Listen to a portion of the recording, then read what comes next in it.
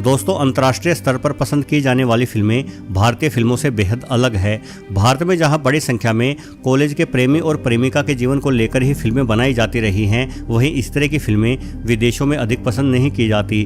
भारत से बाहर अंतरिक्ष से लेकर साइंस फिक्शन जैसे विषयों पर बेहतरीन फिल्में बनती आई हैं। अंतर्राष्ट्रीय स्तर की फिल्मों में एक्टर से अधिक निर्देशक का महत्व होता है। ये फिल्में हीरो के नाम से नहीं बल्कि निर्देशक के नाम से चलती हैं और ये निर्देशक कथा एवं पटकथा के अनुसार बेहतरीन अभिनेता का चुनाव करते हैं। यही वजह है कि इन फिल्मों के हीरो सिर्फ रियल लाइफ में ही नहीं बल्कि रियल लाइफ में भी मंजे हुए खिलाड़ी होते हैं। उदाहरण के लिए द टर्मिनेटर जैसी फिल्मों में काम करने वाले आर्नोल्ड श्वार्ज़नेगर रियल लाइफ में भी अपने समय के दुनिया के नंबर 1 बॉडी बिल्डर रहे हैं। उन्होंने बॉडी बिल्डिंग की सबसे बड़ी प्रतियोगिता यानी मिस्टर ओलंपिया में 7 बार जीत दर्ज की है। दूसरी ओर ब्रूस ली ने भी खुद को अंतर्राष्ट्रीय स्तर पर सिद्ध किया था। ब्रूस ली को असल जीवन में अनेकों युद्ध कलाओं का ज्ञान था। ली साहब के पिता, जिनका नाम ली होई चुएन था, प्रतिदिन एक युद्ध कला जिसे ताइची कहते हैं का अभ्यास करते थे। अपने पिता को अभ्यास करते देख करीब 4 साल की छोटी उम्र में ही ब्रूस ली ने भी ताइची शुरू कर दी थी। शुरुआत से ही उनके हाथों की गति इतनी तेज थी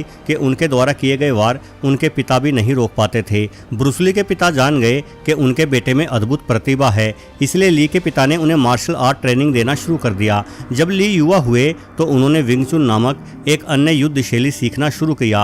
उन्हें ताइची के बजाय विंग चुन की लड़ने की शैली कहीं अधिक पसंद आई। विंग चुन में अपने अनुभव के साथ ब्रूस ली ने एक हाई स्कूल बॉक्सिंग प्रतियोगिता में भी हिस्सा लिया।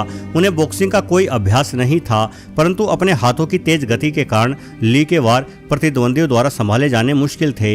यही वजह रही कि बिना किसी विशेष अभ्यास के ब्रूस ली ने वो हाई स्कूल बॉक्सिंग प्रतियोगिता जीत ली। ऐसे में स्कूल के बॉक्सिंग कोच ली से बहुत प्रभावित हुए। इन कोच साहब ने ली को व्यक्तिगत रूप से प्रशिक्षित करने का फैसला किया।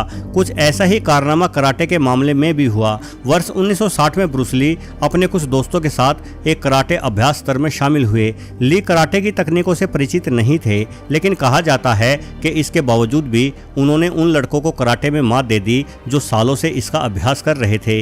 असल में ब्रूस ली के भीतर युद्ध कौशल कुदरती रूप से था। वो किसी भी फाइटिंग स्किल को पल भर में ही सीख लेते थे।